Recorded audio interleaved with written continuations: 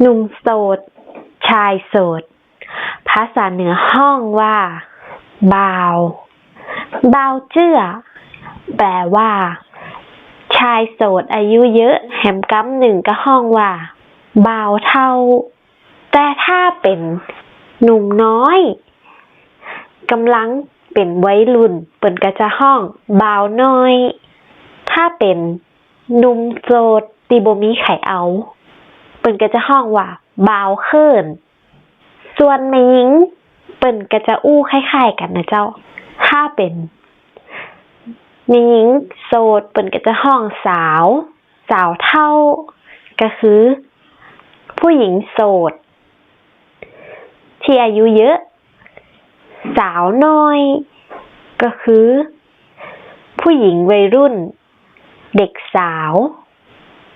ถ้าโสดจากการที่ผัวตายเมียตายก็จะห้องป่อไม้แม่ไม้ถ้าโสดแบบเลิกลากันละกันเปิ้นก็จะห้องป่อห้างแม่ห้างยังกรณีของเย้ยเลิกกัน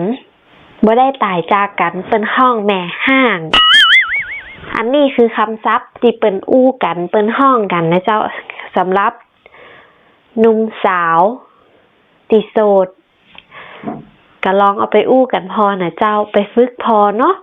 ถ้าชอบคลิปนี้ก็อย่าลืมกดไลค์กดแชร์กดติดตามแล้วก็กดกระดิ่งตัวเนอจะได้บ่พลาดคลิปใหม่ๆใครมีกำเมืองหรืออะไรอย่างแนะนำเย่ก็คอมเมนต์ต้องลงคลิปดีได้เหมือนกันนะเจ้าแล้วป้ากันไหมเจ้าไปแล้วเจ้า